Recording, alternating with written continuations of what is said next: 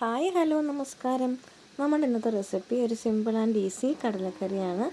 ആദ്യം തന്നെ നമുക്ക് കടല ഒന്ന് വെള്ളത്തിൽ ഓവർനൈറ്റ് സോക്ക് ചെയ്യാൻ വയ്ക്കാം. അങ്ങനെ നമ്മൾ രാവിലെ കടല നല്ലവണ്ണം കഴുകി വൃത്തിയാക്കിയ ശേഷം അതിലേക്ക് ആവശ്യത്തിന് ഉപ്പിട്ട് ഒരു 5-6 വിസിലോളം നമുക്ക് കടല വേവിക്കാൻ കുക്കറിലാണ് വെക്കണത്. ഇനി നമുക്ക് കടലക്കറി വെക്കാനുള്ളൊരു അരപ്പിന് വേണ്ടിയിട്ട് മസാല തയ്യാറാക്കാം. അതിനായിട്ട് ഓയിൽ ഒഴിച്ച് അതിൽ പട്ട, ഗ്രാമ്പു, ഏലക്കായ ഇട്ട് ഒന്ന് പൊട്ടി വന്ന ശേഷം ഒരു കാമുറി തേങ്ങാക്കൊത്ത് ഇട്ട് നല്ലോണം ഒന്ന് മൂപ്പിച്ചെടുക്കുക.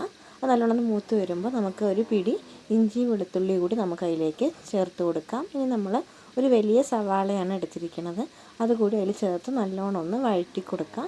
നല്ലോണം ഒന്ന് വേഗം വഴങ്ങി വരാൻ വേണ്ടിയിട്ട് നമുക്ക് അതിലേക്ക് ഒരു ടീസ്പൂൺ ഉപ്പ് കൂടി ചേർത്ത് കൊടുക്കാം. നല്ലോണം ഒന്ന് വഴറ്റി എടുത്തിട്ടുണ്ട്. ഇനി നമുക്ക് അതിലേക്ക് മസാലപ്പൊടികൾ ചേർക്കാം.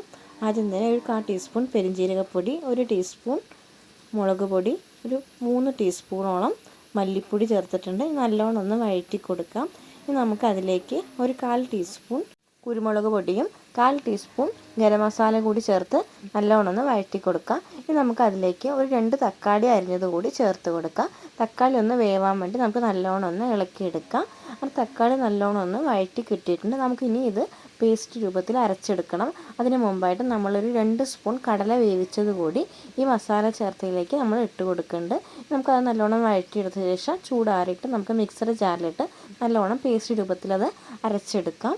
അങ്ങനെ നമ്മുടെ കടല വേവിച്ചത് നമുക്കൊന്ന് സ്റ്റൗവിലേക്ക് വെച്ചിട്ടുണ്ട്. അത് നല്ലോണം തിളച്ച് വരുമ്പോൾ അതിലേക്ക് ഒരു 1/4 ടീസ്പൂൺ മഞ്ഞൾപ്പൊടി കൂടി ചേർത്ത് കൊടുത്തിട്ടുണ്ട്. അത് നല്ലോണം ഒന്ന് ഇളക്കി യോജിപ്പിച്ച ശേഷം അതിലേക്ക് നമ്മുടെ അരപ്പ് കൂടി നമ്മൾ ചേർത്ത് കൊടുത്തിട്ടുണ്ട്. അങ്ങനെ നമ്മുടെ കടലക്കറി ഏകദേശം റെഡിയായി വന്നിട്ടുണ്ട്. ഈ സമയത്ത് നമുക്ക് ആവശ്യത്തിന് വെള്ളവും ഉപ്പ് കൂടി ചേർത്ത് കൊടുക്കുക. നല്ലോണം തിളച്ച് വരുമ്പോൾ ഒരു പിടി കരിവേപ്പില കൂടി അതിൽ ചേർത്ത് കൊടുത്തിട്ടുണ്ട്. ഇനി നമുക്കതൊന്ന് വറുത്തിടേണ്ട ആവശ്യമുണ്ട്.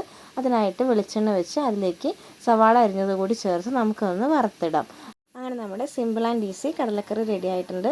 റെസിപ്പി ഇഷ്ടമായെങ്കിൽ ലൈക്ക് ചെയ്യുക, ഷെയർ ചെയ്യുക, സബ്സ്ക്രൈബ് ചെയ്യുക. താങ്ക്